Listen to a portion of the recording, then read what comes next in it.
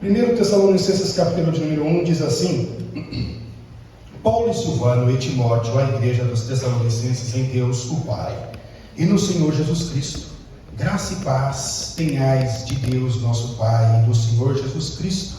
Sempre damos graças a Deus por vós todos, fazendo menção de vós em nossas orações, lembrando-nos sem cessar da operosidade da vossa fé, da abnegação do vosso amor e da paciência da esperança em nosso Senhor Jesus Cristo diante de nosso Deus e Pai. Agora o verso de número 8. Porque de vós repercutiu a palavra do Senhor não somente na Macedônia e Acaia, mas também em todos os lugares a vossa fé para com Deus se espalhou, de tal maneira que já dela nem temos necessidade de falar coisa alguma. Bem, irmãos, carta à igreja de Tessalônica. Quando nós falamos a igreja de Tessalônica, esta carta, essa epístola, supõe-se, acredita-se e é comumente aceito que foi Paulo, o apóstolo, que escreveu essa carta. E eu admiro Paulo por diversos critérios. Eu tenho critérios que vão colocar Paulo na minha admiração e vão fazer deste homem ele estar entre os top 5 daqueles que eu mais admiro na Bíblia Sagrada. Paulinho para mim era o cara, é o meu pastor, é o que me ensina, é o que me pastoreia. Deus fala através do apóstolo Paulo ainda hoje. E este Paulo, ele é um cara que viveu pela fé, andou pela fé, pregou pela fé, dormiu pela fé, comeu pela fé, diria que se sustentou pela fé. E também esse mesmo Paulo, acredito eu, que ele fundou igrejas pela fé, pois em determinados lugares que Paulo ia para pregar o evangelho, cidades, bairros, vilas, e por que não dizer outros países que Paulo ia pregar o evangelho, esses países, cidades, bairros e vilas, alguns eram hostis ao evangelho, eram hostis ao cristianismo, eram hostis a essa novidade, a essa boa notícia chamada evangelho. E quando olhamos para Tessalônica, a igreja em Tessalônica não foi diferente. A cidade, o espaço geográfico que recebeu o nome de Tessalônica, esse espaço geográfico onde temos uma igreja, onde Paulo funda uma igreja, ali sim foi um trabalho árduo do apóstolo Paulo, e ele enfrentou ali grande hostilidade. Então sim, Paulo é o fundador desta igreja. Paulo funda esta igreja em sua segunda viagem missionária. Ele enfrenta perseguições, ele enfrenta calúnias, ele enfrenta hostilidades. E a igreja não nasce de nativos. A igreja em Tessalônica não nasce de povos autóctones, do autóctone, ou seja, do nativo. Ele nasce de judeus, que são convertidos também por Paulo, e depois que essa igreja está fundada por judeus, pela pregação do apóstolo Paulo, aí sim começa a vir então nativos para esta igreja. Paulo, ele funda então uma igreja que a princípio parece ser pequena, que a princípio parece ser insignificante, e Paulo tem que sair dali, pois Paulo ia para o local, fundava a igreja, deixava o pessoal ali tomando conta dela, preparava aqueles líderes e ia para outro campo missionário. Então Paulo, onde ele estava, ele enviou Timóteo, seu discípulo, seu filho amado na fé, para poder fortalecer os cristãos de Tessalonicenses. E quando ele chega lá, Timóteo se surpreende com o crescimento da igreja, com a maturidade da igreja, e Timóteo então, em vez de fortalecer, Timóteo volta correndo para dar a boa notícia a Paulo. Notícia essa que encanta o apóstolo Paulo. O apóstolo Paulo fica estupefato, alumbrado com o movimento de Deus naquele lugar, com a conversão de Deus naquele lugar, e logo Paulo então se sente motivado, inspirado inspirado pelo Espírito Santo a escrever as cartas aos Tessalonicenses. E quando olhamos para a carta aos Tessalonicenses, ela é diferente, por exemplo, de Corinto. Ela é diferente, por exemplo, de Romanos. E por que ela é diferente, por exemplo, de Corinto? Porque nas cartas aos Coríntios, nós vamos ver que Paulo fala de assuntos polêmicos. Em Tessalonicenses, Paulo não fala de assuntos polêmicos, mas em Corinto, Paulo tem que dedicar muita caneta para poder orientar e tratar de assuntos polêmicos. Por que Tessalonicenses, a carta a essa igreja, ela é diferente da carta aos Romanos? Porque a carta aos Romanos, ela é de difícil interpretação. Paulo escreve difícil. Inclusive o próprio apóstolo Pedro, quando ele vai dar referência do apóstolo Paulo, ele fala o seguinte: ó, irmãos, é verdade, Paulo usa umas palavras difíceis, Paulo escreve difícil, é de difícil interpretação a teologia de Paulo, mas irmãos, leia e aceita, porque vem de Deus. Pedro dá boas recomendações do apóstolo Paulo, mas Romanos é uma carta difícil, e Corinto, assuntos polêmicos, e Tessalônica é diferente. Na verdade, Tessalônica é tão diferente que Paulo não tem o que tratar.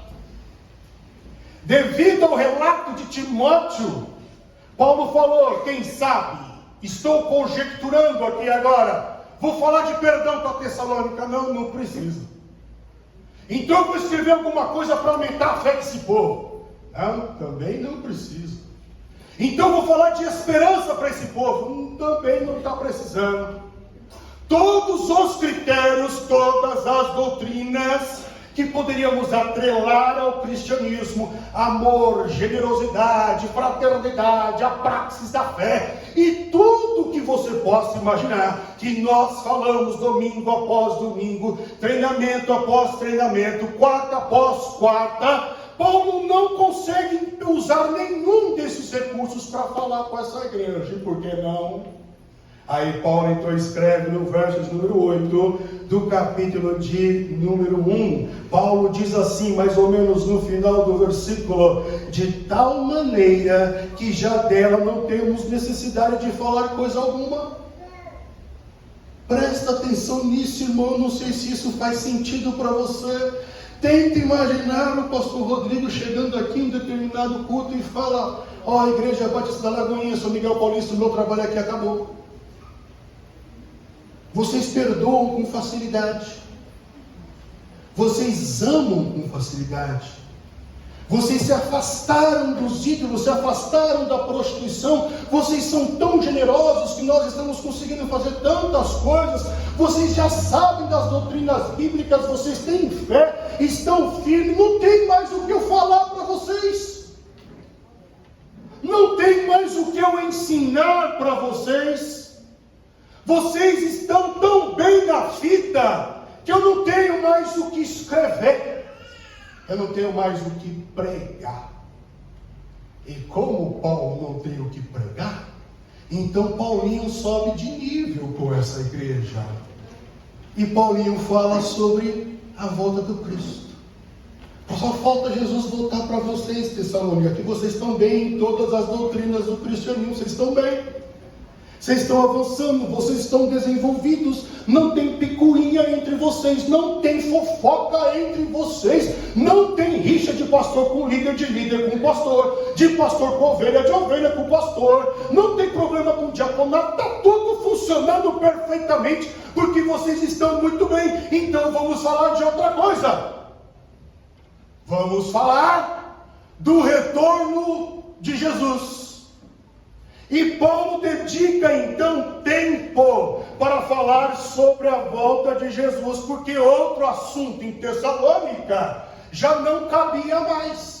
Mas o que me chama a atenção nos escritos de Paulo para a igreja que estava em Tessalônica são palavras distintas e únicas que Paulo usa para essa igreja ao elogiá-la. E logo no prólogo, no início do livro, bem como no início do capítulo de número 1, mais especificamente no verso número 3, Paulinho ele diz: a operosidade da vossa fé. E no verso de número 8, Paulo assim diz acerca desta igreja: porque vós repercutiu. Então veja, para a operosidade da vossa fé, a igreja não ficava perdendo tempo com palavras, falas, discussões, assembleias e muitas reuniões, mas ela ia avante.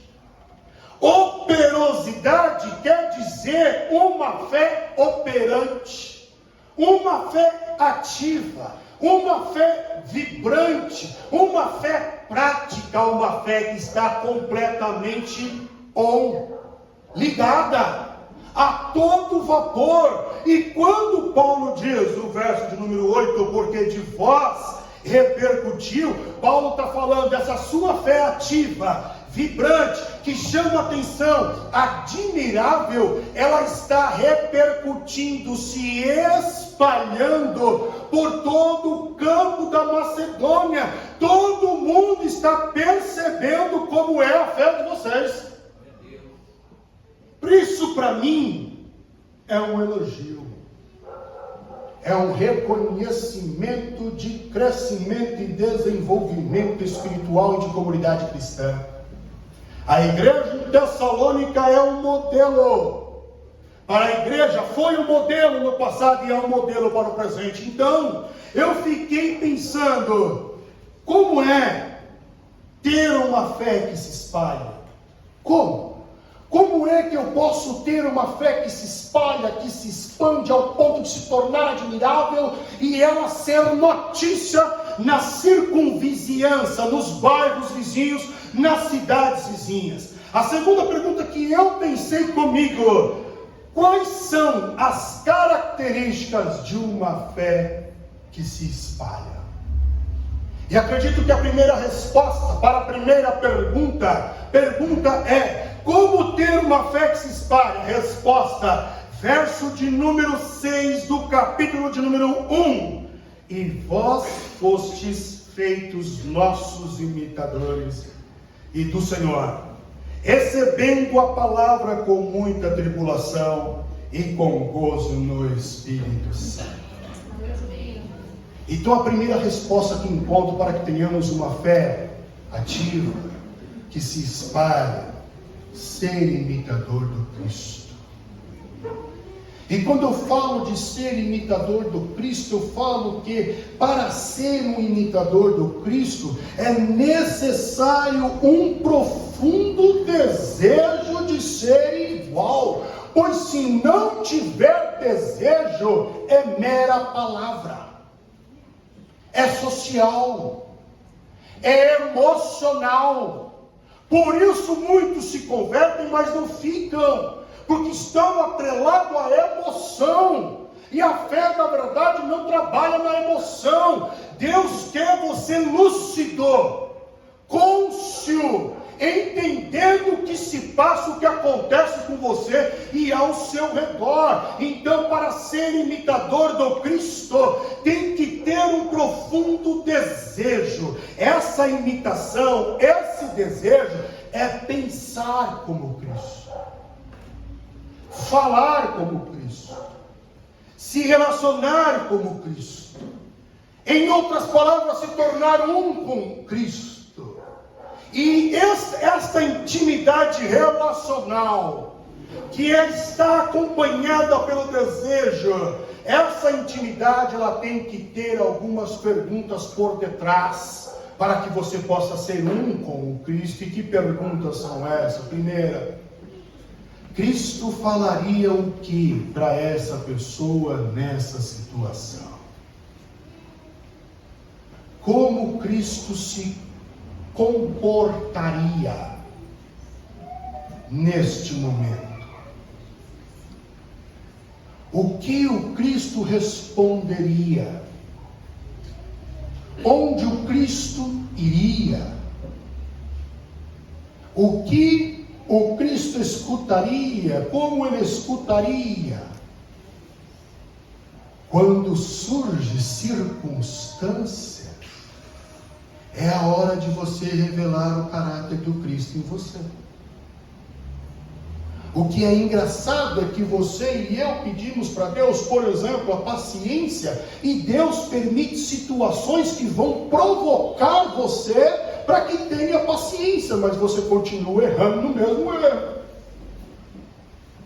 Se tu pede paciência, o que vai vir são provações para que você desperte a paciência. Deus não vai colocar na sua cabeça como se ele abrisse e fosse um computador, um USB, sei lá, um HD, alguma coisa que conecta com o teu cérebro. Receba a paciência. Não é assim que funciona. A paciência é um dos frutos do Espírito, e o fruto precisa se alimentar da palavra, para que ele possa crescer fortalecido, e não só se alimentar, mas também praticar. Quanto mais você praticar, mais paciente você será. A pergunta então que surge é: o que é que eu estou ansiando mais do que o Cristo? Pois a resposta para esta pergunta secundária, o que é que eu estou ansiando mais do que o Cristo, pode também ser a resposta para uma outra pergunta. Que pergunta? Por que a minha fé não se espalha? E a minha fé não se espalha? Não é admirável? Não encanta? Porque talvez tenha coisas que eu estou ansiando mais do que o Cristo. Então, o que está tomando o lugar de Jesus nas nossas vidas? O que eu desejo mais do que o Cristo? Diz para você mesmo, meu irmão, uma pergunta retórica. Diz para você mesmo: quando foi a última vez que você disse um não por causa do Cristo? Quando foi a última vez que você negou a si mesmo por causa do Cristo? Quando foi a última vez que você deixou de falar alguma coisa, porque na hora você pensou em Jesus, e você teve a ousadia e a audácia ainda de virar para Jesus e falar: sabe por que eu não fui lá? Por causa do Senhor, viu? Porque se não é o Senhor na minha vida, o Senhor sabe o que ia acontecer. Quando foi a última vez que por causa do Cristo você renunciou a algo para se parecer mais com Ele? A segunda pergunta lá atrás que eu fiz, porque agora eu sei como ter uma fé que se espalha, imitando o Cristo. A segunda pergunta que fiz lá atrás é: quais são as características de uma fé que se espalha? E Paulo, ainda no capítulo 1 de Tessalonicenses, verso número 3, Paulinho escreve assim àqueles cristãos da época, lembrando-nos sem cessar da operosidade da vossa fé, da abnegação do vosso amor, da paciência, da esperança em nosso Senhor Jesus Cristo, diante de nosso Deus e Pai. Em outras palavras, quais são as características desta fé que se espalha? Eu vou resumir todos esses atributos que Paulo colocou aqui: paciência, esperança, abnegação e etc. Eu resumo tudo isso como serviços entranháveis.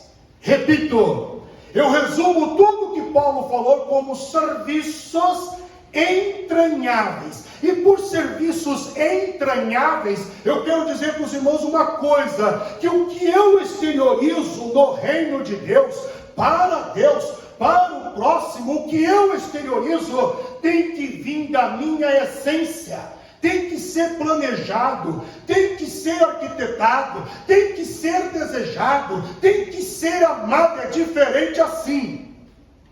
Você vai para a igreja? Vou, né? Já colocou o né, já não é entranhável. Mas por que você vai se hoje não é a tua escala? Já colocaram lá no grupo de novo, lá que não vou poder ir, eu vou ter que cobrir. Se já colocou nós, de novo eu, já não é entranhável. Porque um serviço entranhável não aumenta. Pelo contrário, Ele deseja. Ele não vê a hora de chegar quarta-feira de novo, para louvar de novo. Não vê a hora de chegar quarta-feira de novo, para dançar de novo. Ele não vê a hora de chegar quarta-feira de novo para tocar de novo. Não vê a hora de chegar quarta-feira de novo para segurar na plaquinha lá fora, para fazer alguma coisa na cantina, para fazer alguma coisa para o reino de Deus, porque ele se sente bem com aquilo. Ele se sente participante, útil, abençoando alguém. Isso é serviço entranhável. Isso me faz lembrar algo que aconteceu domingo após o culto da manhã. Porque nós estamos mexendo na Kombi. O irmão Jorge pegou a Kombi, levou, arrumou a parte mecânica. Agora nós temos que trocar a caixa de direção e a suspensão, para depois levar para o Selmo, para ele fazer a funilaria e a pintura. Então o Selmo está conversando com o irmão, que ele tinha acesso a essas peças. E esse irmão, no final do culto da manhã, ele chegou em mim preocupado. Ele chegou em mim e disse assim: pastor, é o seguinte, deixa eu te justificar aqui. Pastor, não mexe na Kombi ainda não, porque eu estou correndo atrás de Cicano, de Beltrano, eu tenho os contatos, e eles trabalham comigo e nós conseguimos essas peças. Pastor, fica tranquilo que o senhor não vai pagar nada dessas peças. Eu vou pagar para trocar, eu vou tirar, vou colocar essas peças novinhas ainda e vou pagar a mão de obra. Eu, tá bom, irmão, mas antes de continuar a falar tá bom, ele me interrompeu e falou: pastor, e depois que o senhor levar lá para o céu, pode deixar, que eu vou pegar também, eu vou levar na elétrica, eu vou arcar com toda a responsabilidade, pastor, porque nós temos que fazer para o reino de Deus. Ele demonstrou para mim ali uma preocupação com receio de eu comprar alguma coisa, sendo que ele já estava vendo, tipo como aconteceu na igreja em Corinto. Paulo escreve isso no capítulo de número 9, que teve uma briga lá. Ele conta isso para a igreja. Tinha uma outra igreja, que Paulo chama os pobres dos mais pobres, que ajudou. E ele fala: ó, o seguinte, tem lá o Rio Grande do Sul, estão precisando de uma geladeira, de um fogão, estão precisando de um alimento, de uma roupa. E naquela igreja, aqueles irmãos começaram a brigar para ver quem ia dar a geladeira. E Paulo conta isso para a igreja de Corinto. Isso são serviços entranháveis, que vêm da sua essência, que vêm de você com desejo, com gosto, com vontade, como se você fosse fazer a última vez. Possa ser que o pastor Rodrigo esteja aqui a última vez, e o pastor Marco Túlio falou para mim: pastor Rodrigo, pregue como se fosse a última vez da sua vida. Todas as vezes que você subir lá, encare como se não houvesse o amanhã. Então pregue com dedicação, faça com amor, não coloque o lamento, não coloque o né, porque você está fazendo ao grande rei, a Jesus. E nós fazemos para Ele, fazendo para os outros, servindo os outros. Isso é serviço entranhável, serviço da essência. E no versículo de número 3, Paulo diz sobre a abnegação do amor. Isso quer dizer renúncia dos próprios interesses, e quem renuncia ao próprio interesse é admirável, torna-se notícia, chama a atenção, fé que se espalha. Uma igreja que renuncia os próprios interesses, um marido que renuncia os próprios interesses, uma esposa que renuncia os próprios interesses, chama atenção, é notícia, vai se espalhando. Por isso fake se espalha. Já no verso de número 5, no verso de número 6, Paulinho fala da aceitação do Evangelho. Os Tessalonicenses, depois da conversão dos judeus, aceitaram o Evangelho. E quando eu falo de aceitar o Evangelho, eu não estou falando de você vir aqui na frente e receber uma oração, irmão. Eu estou falando de um posicionamento. O Evangelho é pregado. Qual é a tua posição e a tua atitude concernente ao que se foi pregado? Vai fazer ou não vai fazer? Vai ir ou não vai ir? Vai mudar ou não vai mudar? Vai perdoar ou não vai perdoar? Vai amar ou não vai amar? Quando eu falo de aceitação do Evangelho, eu estou falando de posicionamento. É isso aí, e eu vou fazer, porque a palavra diz isso, e eu vou agir desta forma, eu vou mudar, eu vou me posicionar diferente. Isso é aceitar o Evangelho. Por isso que não precisa vir à frente. que muitos veem, mas não se posicionam. Mas se aí no teu lugar você se posicionar de verdade, é muito melhor. A ideia é o posicionamento, vindo, não vindo. Isso é clichê. Vindo, não vindo é pessoal. Você tem que se posicionar. Se está escrito que o homem tem que amar a mulher, qual que é o teu posicionamento? Se está falando para não mentir, qual é o teu posicionamento?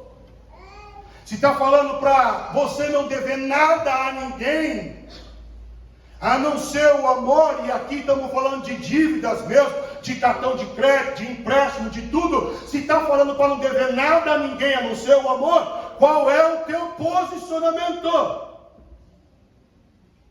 Não há mudança porque não há posicionamento. Isso é aceitação do Evangelho. No verso de número 9, Paulinho ainda diz que a igreja de Tessalônica era convertida de verdade. E Paulinho então diz assim, porque eles mesmos anunciam de nós qual a entrada que tivemos para convosco, e como dos ídolos vos convertestes a Deus, para servir o Deus vivo e verdadeiro. Conversão genuína, conversão de verdade. Pautado em tudo isso, eu confesso que fiquei com uma inveja santa da igreja de Tessalônica. E confesso que eu gostaria de fazer parte, sabe, de um negócio desse, sabe? Eu não preciso falar mais nada para vocês. Olha, deve ser lindo. Deve ser lindo você ouvir um negócio desse. Eu não preciso orientar vocês em nada. Vocês são crentes de verdade, discípulo de Jesus de verdade. Crente não, justos de verdade. Justos.